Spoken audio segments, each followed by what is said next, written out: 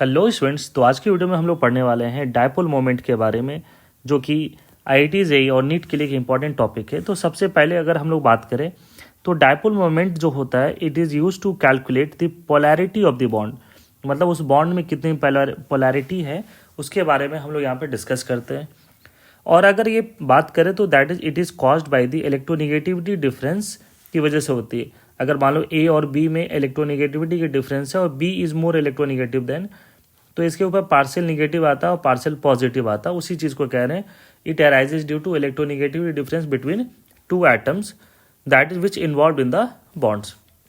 Basically अगर इसका calculation करें तो पोलराइजेशन जो होता है डायपोल मोमेंट, वो क्या होता है, चार्ज इनटू डिस्टेंस के होता है, where Q is charged. That is, ये हम लोग लेते हैं +1 -1 इस तरीके से फॉर्म में, +2 -2 इस फॉर्म में लेते हैं। और चार्ज के यहाँ पर सिर्फ मैग्नीट्यूड लेते हैं, जो कि अगर एक चार्ज के बारे में बात करें तो 1.6 × 10⁻⁻19 कूलम के बराबर होती है। डी जो होता है वो डिस्टेंस होता है, या हम कह सकते हैं बॉन्ड लेंथ बिटवीन ए और बी।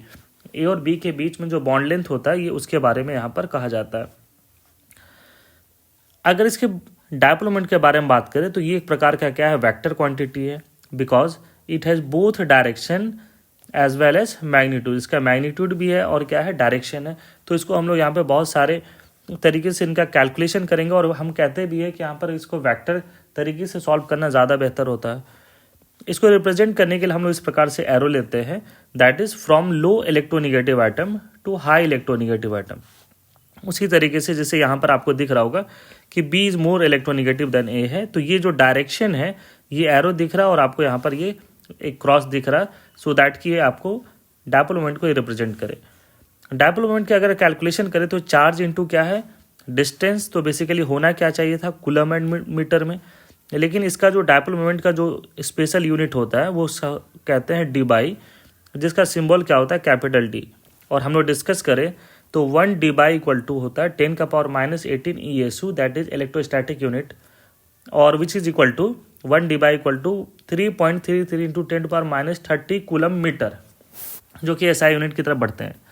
अब ये जो बॉन्ड के बारे में देख रहे हैं, तो ये डायपोल मोमेंट दो तरीके से हो सकता है। एक होता है बॉन्ड मोमेंट, जो कि बेसिकली ये एक डायपोल मोमेंट है जो कि बॉन्ड में फील होते हैं। वही अगर dipole moment of A molecule is determined by the bond moment of the उसे, तो उस बॉन्ड की वजह से होता है। जैसे अगर A है, B है, तो या B इस तरह B है, तो B अपनी तरफ इलेक्ट्रो विड्रॉ कर रहा है, तो ये इस तरीके से चला जाएगा। B विड्रॉ कर रहा, तो ये, और ये जो इलेक्ट्रॉन का विड्रॉइंग है या पोलराइजेशन है, उसी को हम लोग क्या कहते हैं, बॉन्ड मोमेंट कहते हैं।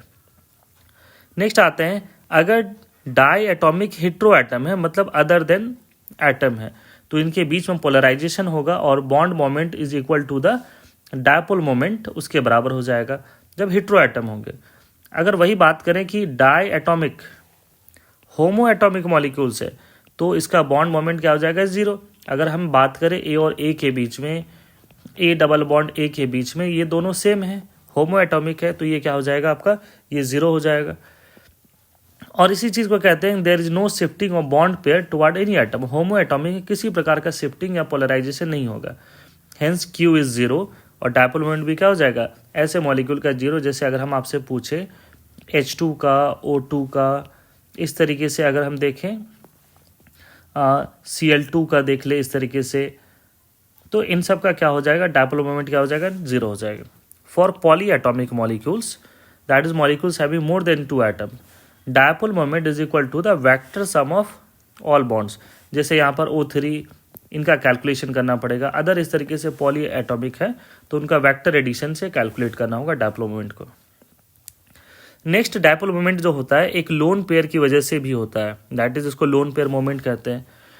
तो फर्स्ट ऑफ ऑल एक चीज समझना होगा कि lone pair has no contribution to the dipole moment of the molecule if lone pair is present in pure S और P orbital, that is hybridization में अगर वो नहीं है, because S orbital is spherical symmetrical. S orbital जो होता है basically क्या होता है, स्पेरिकल होता है। और अगर हम पी ऑर्बिटल की बात करें तो दोनों लोब क्या होते हैं, उसके सिमेट्रिकल होते हैं, कुछ इस प्रकार के, जो एक दूसरे को क्या करेंगे, कैंसल आउट करेंगे, that is which projected equally in the opposite direction. Now अगर हम बात करते हैं if lone pair is in hybrid orbital, that is hybridization की तरफ बात करते हैं, then the electron density is not equal in two lobe. जैसे यहाँ पे दिख रहा होगा एक छोटा लोब है और एक क्या है, बड़ा लोब है, तो इसका मतलब ये इधर की तरफ होगा। बेसिकली ये क्या होता है, ये बॉन्डिंग ऑर्बिटल्स कहते हैं और इसको क्या कहते हैं, एंटी बॉन्डिंग ऑर्बिटल्स कहते हैं। तो बेसिकली यहाँ पर जो लोब बॉन्डिंग ऑर्बिटल की तरफ है उसकी तरफ शिफ्ट करते हैं। अब उसी चीज़ को देखो यहाँ पे क्या करें कि the direction of lone pair moment is from smaller lobe to larger lobe, ये आपको दिखाई दे रहा है क्योंकि वहाँ पर क्या इलेक्ट्रॉन्स ज़्यादा है। अब ये लोन पेयर का मोमेंट जो डिपेंड करता है परसेंटेज एस कैरेक्टर पर, और क्योंकि एस कैरेक्टर डिपेंड किस पर करता है, इलेक्ट्रोनिगेटिविटी पर। उसी चीज़ों का कह रहे हैं कि अगर एस कैरेक्टर ज़्यादा होगा तो उसका क्या होगा, लोन पेयर मोमेंट भी ज़्यादा होगा। That is for example sp hybridization का सबसे ज़्यादा होगा, फिर sp2, फिर sp3। क्यों, क्योंकि sp में s कैरेक्टर कितना होता है 50%, sp2 में कितना हो 33.33% और sp3 में क्या होता है 25%। Then the higher the percentage of s character more will be the lone pair moment. अब इसी चीज़ों को देखो नेक्स्ट हम लोग यहाँ पे बात करते हैं कि ये जो लोन पेयर होते हैं कार्बन के वेरी कहाँ से करते हैं 4.4 डिबाई से लेकर 3.7 डिबाई तक। और largest value of sum of bond देखा जाए तो पीबी जैसे है फॉस्फोरस और बोरोन के बीच में ये इतना है, नाइट्रोजन ऑक्सीजन है, ये कुछ एग्जाम्पल्स है जहाँ पर कहते हैं। नेक्स्ट ये चीज़ें देखना होगा, most of other bond moments are less और much less than this value, या इससे कम होंगे या इसी के बराबर होंगे, इसी तरीके से होंगे, इससे ज़्यादा नहीं होंगे। तो बेसिकली अब हम लोग आगे देखते हैं कुछ एग्जाम्पल्स में, और ये सबसे बेहतर एग्जाम्पल्स दिखता है। जैसे हम लोग कहते हैं इलेक्ट्रोनिगेटिव डिफरेंस ज़्यादा होगा तो क्या होगा, डायपोल मोमेंट ज़्यादा होना चाहिए। उसका बेहतरीन एग्जाम्पल है that is dipole moment of, हम कहते हैं कि NH3 का ज़्यादा होता है किससे, NF3 से। और आपको यहाँ पर वैल्यू के साथ दिखाई दे रहा होगा कि इसका जो डायपोल मोमेंट है 1.5 डिबाई है, इसका क्या है 0.2 डिबाई है। तो बेसिकली आप यहाँ पर देखना कि NH3 में क्या हो रहा है कि हाइड्रोजन की तुलना में नाइट्रोजन मोर इलेक्ट्रोनिगेटिव है, तो ये अपनी तरफ विड्रॉ कर रहा है, ये हाइड्रोजन भी अपनी तरफ विड्रॉ कर रहा है, और ये भी नाइट्रोजन का इलेक्ट्रॉन हाइड्रोजन अपनी तरफ विड्रॉ कर रहा है, सो दैट कि ओवरऑल रिजल्टेंट क्या है, एक डायरेक्शन में जा रहा है। लेकिन अगर वही NF3 में देखें तो लोन पेयर अपने तरफ इधर की तरफ विड्रॉ कर रहा है। Fluorine is more electronegative than nitrogen, fluorine electronegative 4 होता है, नाइट्रोजन का क्या होता है 3 होता है, तो ये अपनी तरफ विड्रॉ कर रहा है। तो बेसिकली इनका जो म्यू रिजल्टेंट है वो इस डायरेक्शन की तरफ आ रहा है, तो ये एक दूसरे को म्यू रिजल्टेंट और ये लोन पेयर एक दूसरे को थोड़ा सा कैंसल आउट कर रहे हैं। तो यहाँ पर इनका जो ऑब्जर्व डायपोल मोमेंट है वो बहुत कम है, दैट इज 0.2 है। तो ये हम लोग कहते हैं कि NH3 में और NF3 में NH3 का डायपोल मोमेंट क्या होता है, ज़्यादा होता है। उसी तरीके का एग्जाम्पल है H2O वर्सेस OF2 या F2O। तो देखा जाए यहाँ पर ये OF2 है, इसका डायपोल मोमेंट क्या है 0.3 है। वही वाटर का देखा जाए तो क्या है 1.84 डिबाई है। तो यहाँ भी रीज़न वही है कि ऑक्सीजन अगर देखा जाए तो फ्लोरीन इज मोर इलेक्ट्रोनिगेटिव, ये अपनी तरफ विड्रॉ कर रहा है, ये फ्लोरीन अपनी तरफ विड्रॉ कर रहा है, सो दैट कि रिजल्टेंट किधर आ रहा है, इधर की तरफ। वेयर लोन पेयर इसका इधर विड्रॉ कर रहा, इसका लोन पेयर इधर विड्रॉ कर रहा, और इसका भी लोन पेयर इधर की तरफ विड्रॉ कर रहा। तो यहाँ पे क्या हो रहा है कि लोन पेयर का जो डायपोल मोमेंट है अपोजिट डायरेक्शन में है, बॉन्ड पेयर का क्या अपोजिट डायरेक्शन में, एक दूसरे को कैंसिल आउट करने की वजह से इसका बॉन्ड मोमेंट क्या है इस तरीके के डायरेक्शन में आ गया और डायपोल मोमेंट कम है। वेयर इज वाटर में देखें तो oxygen is more electronegative than hydrogen, तो ये अपनी तरफ विड्रॉ कर रहा है, ये भी अपनी तरफ विड्रॉ कर रहा है, और ये सब भी क्या आ रहा है, लोन पेयर भी सेम डायरेक्शन में विड्रॉ कर रहा है। तो इसका क्या है, जिस डायरेक्शन में म्यू रिजल्टेंट है किसका, बॉन्ड मोमेंट का, सेम डायरेक्शन किसका है, लोन पेयर मोमेंट का भी। तो ये ड्यू टू दैट रीजन इसका डायपोल मोमेंट क्या है, ये ज़्यादा है। नाउ कुछ ऐसे एग्जांपल लेते हैं जैसे आपसे पूछा जाता है कि सिस का ज़्यादा होता है या ट्रांस का ज़्यादा होता है। तो ये N2F2 एक मॉलिक्यूल लिए जो कि एक पहला जो एग्जांपल है वो ट्रांस आइसोमर है। तो fluorine is more electronegative than nitrogen, तो ये अपनी तरफ विड्रॉ कर रहा है, ये अपनी तरफ विड्रॉ कर रहा है। लोन पेयर इधर की तरफ विड्रॉ कर रहा है, इसका लोन पेयर इधर की तरफ विड्रॉ कर रहा है, तो सभी एक दूसरे को कैंसिल आउट कर रहे हैं, इसलिए इसका डायपोल मोमेंट क्या है, ये 0 है। वेयर सिस आइसोमर में आते हैं इस फॉर्म में, तो फ्लोरीन इधर की तरफ विड्रॉ कर रहा, ये फ्लोरीन क्या है इधर भी विड्रॉ कर रहा, लोन पेयर इस डायरेक्शन में कर रहा और ये इस डायरेक्शन में कर रहा। तो बेसिकली लोन पेयर का रिजल्टेंट इस डायरेक्शन में होगा और बॉन्ड पेयर का रिजल्टेंट इस डायरेक्शन में होगा और वो एक दूसरे को कैंसिल आउट नहीं करेंगे, तो समहाउ इसका जो डायपोल मोमेंट होगा वो नॉट इक्वल टू जीरो होगा और हम यहाँ से कंपेयर कर सकते हैं कि ट्रांस का ज़्यादा होगा। इसी तरीके से ऑर्गेनिक में बहुत सारे एग्जाम्पल्स होते हैं। जैसे अगर हम आपसे पूछे सिस का ज़्यादा होगा कि ट्रांस का होगा, now it depends upon the molecule, है ना, कि वो किस तरीके का मॉलिक्यूल, हम आगे एग्जाम्पल्स में देखेंगे। नेक्स्ट है SO2 मॉलिक्यूल का। तो SO2 मॉलिक्यूल में क्या है कि सल्फर SO2 बेंट शेप का होता है, तो oxygen is more electronegative than sulphur, तो ये इधर विड्रॉ करेगा, ये इधर विड्रॉ करेगा, जिसका लोन पेयर किधर की तरफ आ रहा है, इधर की तरफ, और सल्फर किधर विड्रॉ कर रहा है, लोन पेयर ऊपर की तरफ। तो नेट डायपोल मोमेंट इसका भी कुछ ना कुछ होगा, ये नॉट इक्वल टू जीरो होगा, ये कुछ होगा और ये अपोजिट की तरफ ये फ्लो कर रहा है। Next application of dipole moment पे बात करें तो सबसे पहला है कि ये परसेंटेज आयोनिक कैरेक्टर कैलकुलेट करने में काम आता है। जैसे परसेंटेज आयोनिक कैरेक्टर का फॉर्मूला क्या होता है, म्यू ऑब्जर्व्ड, मोस्टली ये केसेस में क्या होता है, ये वाला गिवन होता है और सेकेंड वाला जो पोर्शन है उसको कैलकुलेट किया जाता है, that is Q into D से, यहाँ से आपको दिखाई दे रहा होगा। और परसेंट कैलकुलेट करना तो 100 से मल्टीप्लाई करेंगे, तो ये कुछ ऐसा चार्ज है। अब अगर एक एग्जांपल के तौर पे देखें तो मान लो परसेंटेज आयनिक कैरेक्टर कैलकुलेट करना कि इसका लिथियम फ्लोराइड का, तो ये म्यू ऑब्जर्व्ड दिया हुआ, ये बॉन्ड लेंथ दिया हुआ, तो इससे हम लोग क्या कर सकते हैं कि थ्योरेटिकली म्यू कैलकुलेशन कर सकते हैं। तो देखो लिथियम में क्या है कि प्लस है, फ्लोरीन के ऊपर माइनस है, तो चार्ज क्या होगा 1 यूनिट होगा, तो 1.6 इंटू 10⁻⁻19 कूलम, और ये नैनोमीटर में, तो उसको मीटर में कन्वर्ट किए तो ये कुछ इस प्रकार से कूलम मीटर है। नाउ ये डिबाई में है, तो डिबाई में कन्वर्ट करने के लिए क्या करना पड़ेगा, तो 3.33 इंटू 10⁻30 से मल्टीप्लाई करना होगा, और यहाँ से परसेंटेज आयनिक कैरेक्टर आएगा which is equal to 84.32%। Now कुछ एग्जाम्पल हम लोग यहाँ पर देखने वाले हैं जो कि उनके शेप पर डिपेंड करते हैं और फटाफट इसके हम लोग कैलकुलेट कर सकते हैं। जैसे फॉर एग्जांपल AX2 अगर मॉलिक्यूल है तो देखो इनका कुछ डायपोल मोमेंट जीरो भी हो सकता है, कब, जब ये लीनियर होंगे। जैसे for example BCl2 XCF2 ICl2 ये सब एक दूसरे को क्या करेंगे, ये कैंसल आउट करेंगे। जैसे X हो गया, A हो गया और ये X एक दूसरे को कैंसल आउट करेंगे। वहीं पर AX2 में अगर mu not equal to zero है, अच्छा यहाँ से ना जीरो और नॉन जीरो से एक चीज़ आप सीख सकते हैं, अगर डायपोल मोमेंट जीरो है इसका मतलब है कि ये क्या है, नॉन पोलर है, और डायपोल मोमेंट नॉन जीरो है इट मीन्स कि क्या है, ये पोलर है। तो उसी चीज़ को देखना, अगर डायपोल मोमेंट क्या है, जीरो है और AX2 type, it must be angular है या बेंट शेप है, for example H2O, SCl2, SO2, तो ये सब क्या है, AB2 टाइप, AX2 टाइप ही है, लेकिन बेसिकली यहाँ पर इनके बीच में बेंट है, तो एक दूसरे को क्या है, कैंसल आउट नहीं कर रहे हैं, तो ये क्या है, नॉन जीरो है। नेक्स्ट वैसे ही एग्जांपल AX3 में देखो दो प्रकार है। डायपोल मोमेंट जीरो कब होगा, जब ये ट्राइगोनल प्लेनर होगा, sp2 हाइब्रिडाइज होंगे। जैसे for example BH2 BF3 AlCl3 and carbocation. इस केस में क्या होता है कि अगर ये इस तरीके से, तो ये तीनों जो इसके ब्रांचिंग है या इस तरीके से जो एटम जुड़े हुए एक दूसरे को क्या करेंगे, कैंसल आउट करेंगे, तो डायपोल मोमेंट क्या होगा, जीरो होगा। नेक्स्ट कुछ ऐसे डायपोल मोमेंट AX2 टाइप में नॉन जीरो कब होगा, व्हेन इट इज पिरामिडल और टी शेप।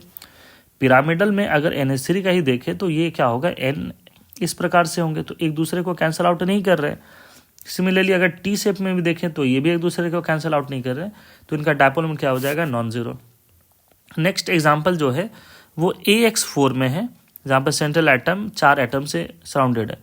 अब इसमें देखा जाए तो बहुत थोड़ा सा ये टिपिकल क्वेश्चन है, तो डायपोल मोमेंट जीरो कब होंगे, जब ये टेट्राहीड्रल हो जाए, स्क्वायर प्लेनर हो जाए, और साथ ही साथ सभी एटम्स क्या हो जाए, एक बराबर हो जाए। जैसे CH4 SiH4 ये सब टेट्राहीड्रल है, XCF4 ICl4 इस माइनस होना चाहिए यहाँ पर, ये सब क्या है, ये स्क्वायर प्लेनर स्ट्रक्चर है।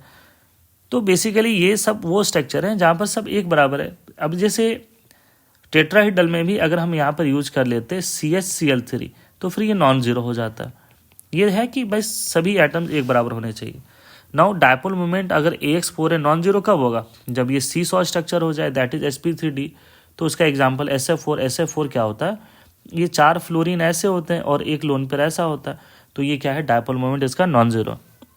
नेक्स्ट एग्जाम्पल देखा जाए तो AX5 है, जहाँ पर डायपोल मोमेंट जीरो कब होगा, जब ये ट्राइगोनल बाईपिरामिडल हो जाए, sp3d। उसमें भी बहुत सारे एग्जांपल्स हैं और सिमेट्रिक वाले हैं, एसिमेट्रिक में भी डिस्कस करेंगे हम लोग।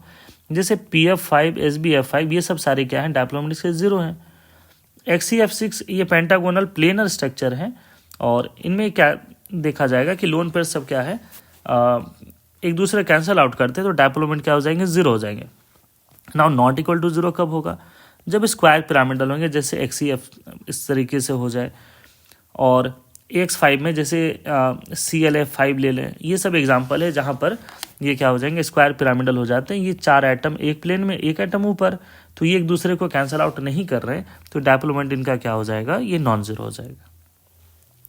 नाउ नेक्स्ट देखा जाए तो AX6 है, that is surrounded by 6 atom. तो इसमें डायपोल मोमेंट जीरो कब होगा, जब रेगुलर ऑक्टाहेड्रल हो जाए, दैट इज SF6 का फॉर्मूला देख लिया जाए, SF6 TCl6। तो इन सब एग्जाम्पल में क्या हो जाएगा, एक दूसरे को कैंसिल आउट करेंगे और ये क्या हो जाएगा, जीरो हो जाएगा। नॉन जीरो कब होगा, when it is distorted octahedral, मतलब यहाँ पर sp3d3 हो जाए। और एग्जाम्पल हमें सबसे बेहतर दिखता है XCF6, ये वाला एग्जिस्ट नहीं करता है, तो XCF6 हो जाएगा इस तरीके के जो कंपाउंड जहाँ पर क्या डिस्टॉर्टेड ऑक्टाहेड्रल है। नाउ AX7 में देखा जाए तो ये डायपोल मोमेंट जीरो कब होगा, जब पेंटागोनल बाइपिरामिडल स्ट्रक्चर होंगे और IF7 होंगे, जहाँ पर अगर I देखा जाए तो ये 5 फ्लोरीन जो है वो आपके सेम प्लेन में है, तो ये सभी फ्लोरीन एक दूसरे को क्या करेंगे, कैंसिल आउट करेंगे, और ये ऊपर वाला फ्लोरीन और नीचे वाले फ्लोरीन एक दूसरे को कैंसिल आउट करेगा। तो इस प्रकार से यहाँ पर क्या हो जाएगा, डायपोल मोमेंट इन सभी का क्या हो जाएगा, जीरो हो जाएगा। गाइज अब सिस और ट्रांस का अगर प्रोडिक्शन किया जाए तो ये थोड़ा सा सीखने वाली चीज़ें हैं। तो जैसे यहाँ पर डायपोल मोमेंट देखा जाए तो ये सिस का है। सिस का मतलब है कि दोनों Cl जो है आपके सेम साइड में, ये इधर विड्रॉ करेगा, ये इधर विड्रॉ करेगा, तो ये कैंसिल आउट तो नहीं होगा, ये हाइड्रोजन इधर डोनेट करेगा और ये इधर डोनेट करेगा, तो डायपोल मोमेंट इसका क्या हो जाएगा, नॉन जीरो। लेकिन अगर हम ट्रांस की बात करें तो ट्रांस में क्या है, Cl इधर की तरफ विड्रॉ करेगा, ये Cl इधर विड्रॉ करेगा, हाइड्रोजन इधर डोनेट करेगा, ये डिनोट करेगा, तो ऑब्वियसली एक दूसरे को क्या करेगा, ये कैंसिल आउट करेगा, तो ये ट्रांस है। तो ट्रांस हम पहचान सकते हैं, लेकिन सिस हर बार पहचान जाए ये आसानी से पॉसिबल नहीं है। जैसे फॉर एग्जांपल एक एग्जांपल हम लोगों ने ये लिया था फॉर्मूला, दैट इज C2H2Cl2 का, और इसका डायपोल मोमेंट क्या है, सिस है, और ये क्या है, नॉन जीरो। अब ये आइसोमर नहीं है, ये क्विसिस ट्रांस है ही नहीं, क्योंकि दोनों सेम है, लेकिन यहाँ भी ये अपनी तरफ विड्रॉ कर रहा है, ये भी अपनी तरफ विड्रॉ कर रहा है, और ये दोनों भी हाइड्रोजन उधर ही दे रहे हैं, मतलब इसका dipole moment not equal to zero है। ये वही चीज़ इस चीज़ को हम लोग यहाँ पर डिस्कस कर रहे हैं कि अगर स्ट्रक्चरल आइसोमर है, इज नॉट पॉसिबल फॉर्मूला कि अगर नॉन जीरो डायपोल मोमेंट है तो ये पहचाना थोड़ा सा टफ है यहाँ पर। या कह सकते हैं कि for non zero dipole moment it can not be predicted that it is either cis or trans. अगर जीरो है तो then it will be trans. अब आते हैं कुछ इस प्रकार के कंपाउंड में। अगर कंपाउंड में सिमेट्री है, ये देखा जाए, ये दोनों XX है, हेलोजन है, X इज सिंपली क्लोरीन है यहाँ पर, तो क्या होगा कि बेसिकली डायपोल मोमेंट में अगर हम इस प्रकार के फॉर्मूला देखते हैं तो ये वेक्टर की तरह है। तो वेक्टर अगर A और B इस तरीके से जाते हैं और अलग अलग इनका रिजल्टेंट देखा जाए, तो डायपोल मोमेंट का रिजल्टेंट किसके बराबर होता है, that is root under μ1 square plus μ2 square plus 2 μ1 μ2 cos theta, ये इसके बराबर होता है। इसका मतलब है कि यहाँ पर अगर थीटा ज़्यादा होगा तो कॉस थीटा क्या हो जाएगा, कम, क्योंकि डिक्रीजिंग फंक्शन है, तो डायपोल मोमेंट भी यहाँ पर क्या हो जाएगा, ये कम हो जाएगा। तो बेसिकली हम कहते हैं कि dipole moment is inversely proportional to theta. इस केस में इनके बीच में 60 डिग्री है, इस केस में क्या है 120 डिग्री है, और यहाँ पे क्या है 180 डिग्री, सबको कैंसिल आउट कर रहे हैं, इसीलिए यहाँ पे इसका डायपोल मोमेंट क्या है, 0 है, इसका 1.5 है और इसका 2 है, उससे ज़्यादा है। लेकिन ये जब सिमेट्री होनी चाहिए, अगर कंपाउंड में एक क्या हो जाए, डोनेटिंग हो जाए, और एक क्या हो जाए, इलेक्ट्रॉन विड्रॉइंग हो जाए, एक डोनेटिंग हो जाए, तब ये कहानी सीधे उल्टा हो जाएगी। क्यों? क्योंकि प्लस H से ये डोनेट करेगा और ये सेम डायरेक्शन में इधर की तरफ जा रहा है, ये डोनेट कर रहा और ये इधर की तरफ आ रहा है। यहाँ जिस डायरेक्शन में ये डोनेट कर रहा उसी डायरेक्शन में ये जा रहा है, तो इस केस में पैरा का ज़्यादा हो जाएगा मेटा से, और ये आपको ये डायपोल मोमेंट का डाटा भी दिख रहा होगा, दैट इज 3.76 और ये 4.16 और ये 3.36। गाइस इस वीडियो में अगर आपको डायपोल मोमेंट में थोड़ी भी दिक्कत होगी तो ये बहुत अच्छे से क्लियर हो जाएगा और इससे बेस्ट आपको कंटेंट नहीं मिलेगा। ये बेसिकली जेडली बुक से ये सारी चीज़ें हम डिस्कस कर रहे हैं और एक ये वीडियो कंप्लीट करने के बाद आपका डायपोल मोमेंट में कहीं कोई डाउट नहीं होगा। ये कुछ उसके ऑब्जर्व डाटा है और इसके अकॉर्डिंग है। अब हम कुछ और एग्जांपल यहाँ पर देखेंगे कि डायपोल मोमेंट क्या हो जाएगा सिस और ट्रांस का। तो देखो ट्रांस में तो हम कह ही रहे हैं कि अगर सिमेट्री होगा तो एक दूसरे को कैंसिल करेगा और इसका डायपोल मोमेंट क्या हो जाएगा 0। लेकिन सिस में क्या हो जाएगा, एक दूसरे को कैंसिल नहीं करेंगे तो इसका डायपोल मोमेंट क्या हो जाएगा, ये नॉन जीरो हो जाएगा। ये आपको दिख रहा होगा, ये एक प्रकार का कोऑर्डिनेशन कंपाउंड है। नेक्स्ट अगर देखा जाए तो एक और फॉर्म है इस तरीके से। इस फॉर्म में देखो क्या है कि डायपोल मोमेंट इसका क्या है 0 है और यहाँ पे लोन पेयर जो है वो एक दूसरे के क्या है ठीक अपोजिट है। तो अपोजिट है तो एक दूसरे को कैंसिल करेंगे, लोन पेयर रिपल्सन भी मिनिमम होगा तो ये क्या हो जाएगा मोर स्टेबल होगा। लेकिन यहाँ क्या है कि लोन पेयर बगल में ही है, छोटा सा एटम है, लोन पेयर भर भर के, इनके बीच रिपल्सन होगा और ये एक प्रकार से सिस फॉर्म भी कह सकते हैं। तो डायपोल मोमेंट इसका क्या है नॉन जीरो है और ये क्या है इसकी स्टेबिलिटी क्या है कम है। तो इसका मतलब है कि कुछ जगह पे स्टेबिलिटी के बारे में भी ये चीज़ें बता सकता है आप लोगों को। नेक्स्ट ऐसा ही देखो एक एग्जांपल है, यहाँ पर भी आप देख सकते हो कि ये एक इस प्रकार से यहाँ पर स्ट्रक्चर देखा जाए तो Cl एक ऊपर है, एक Cl क्या है आपका नीचे है। तो यहाँ पर एक दूसरे को सभी कैंसिल कर रहे हैं। बेसिकली ये कैसा है, ये एक एंटी फॉर्म है जिसको एंटी स्टैगर्ड कहते हैं हम लोग, जिसका डायपोल मोमेंट क्या है 0 है। लेकिन यहाँ पर क्या है ये Cl और ये Cl ये दोनों कौन से फॉर्म में, गॉस फॉर्म में। तो इसका क्या होगा dipole moment not equal to 0 होगा, that is equal to 3.2 D होगा।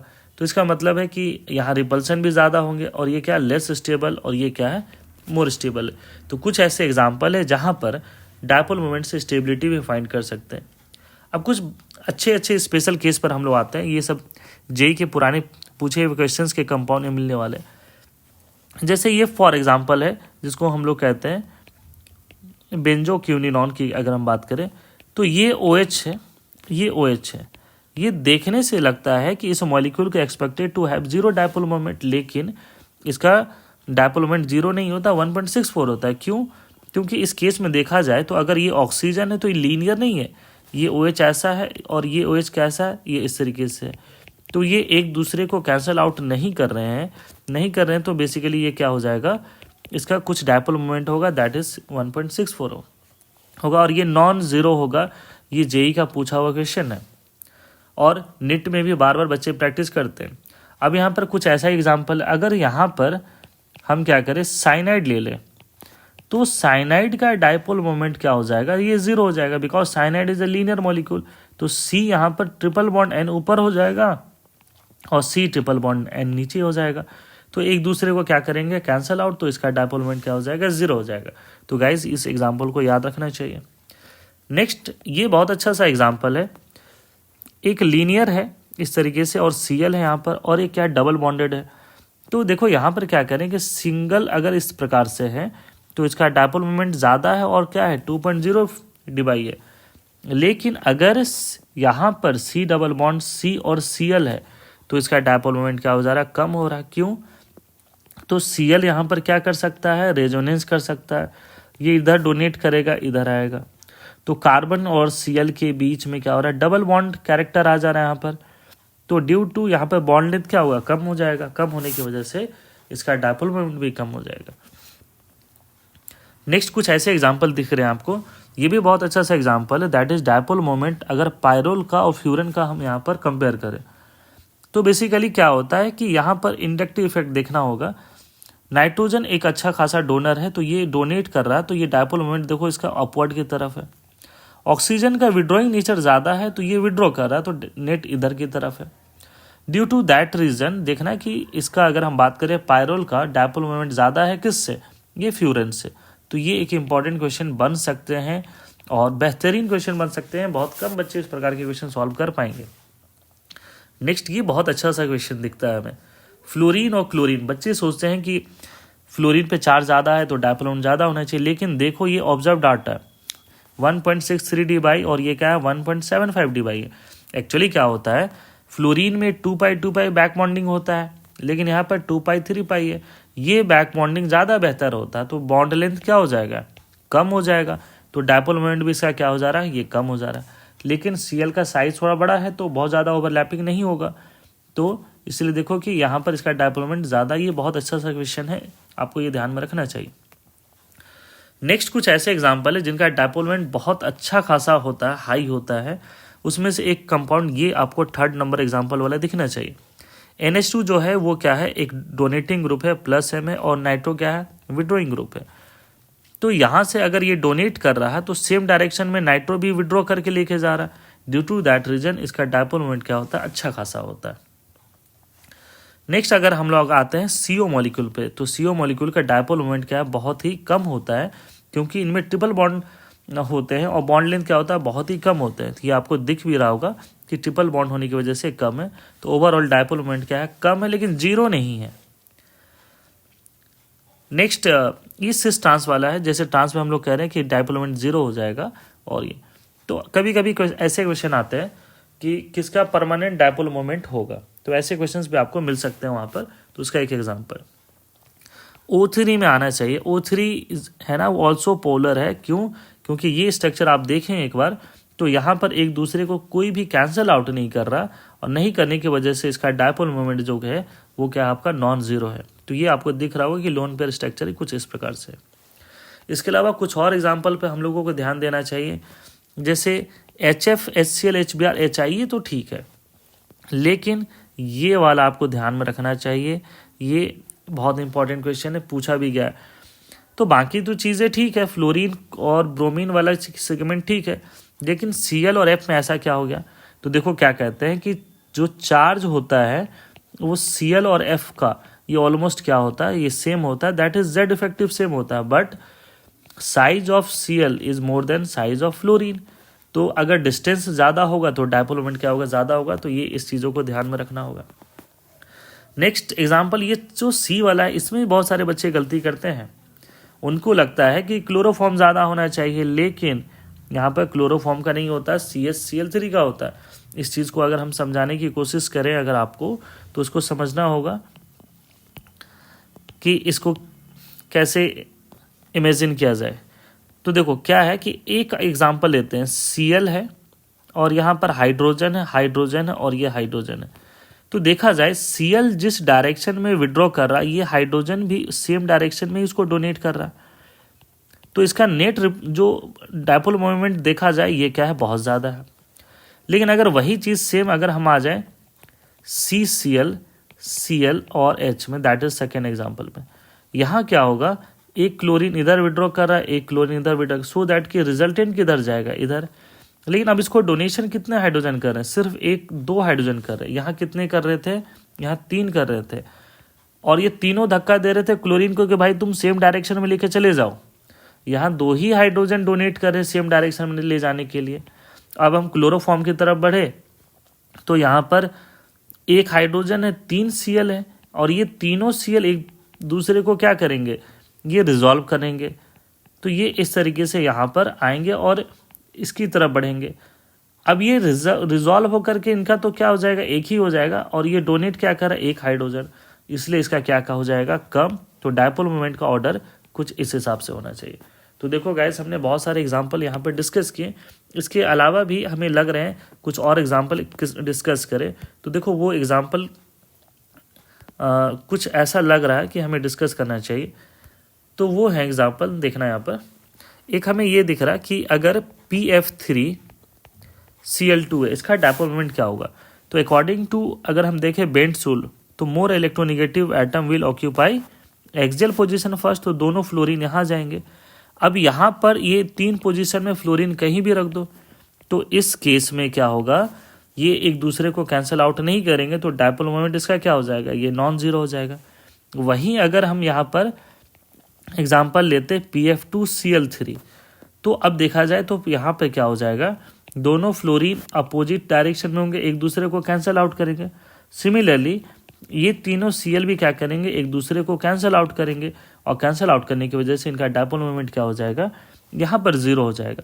तो इस प्रकार से बहुत सारे एग्जाम्पल्स इसमें डायपोल मोमेंट में बनते हैं, जहाँ पर उनका डायपोल मोमेंट का देखा जाता है। इसके अलावा एक और एग्जाम्पल हमें इस प्रकार के इंपॉर्टेंट दिखते हैं, ये है क्लोरो की बात करें कि क्लोरोसाइक्लोहेक्सेन है, और एक है जो बेंजीन से जुड़ा हुआ है। अगर इसमें पूछा जाए कि डायपोल मोमेंट किसका ज़्यादा है, तो देखो डायपोल मोमेंट मैं तो कहूँगा इसका ज़्यादा है। क्यों? क्योंकि ये जो Cl है ये बेंजीन रिंग के साथ रेजोनेंस में है, तो रेजोनेंस में है तो इसमें क्या आ जाएगा, ये एक प्रकार का डबल बॉन्ड कैरेक्टर आ जाएगा, डबल बॉन्ड कैरेक्टर आएगा, तो बॉन्ड लेंथ क्या हो जाएगा, कम, तो डायपोल मोमेंट भी क्या हो जाएगा, इसका क्या हो जाएगा, कम।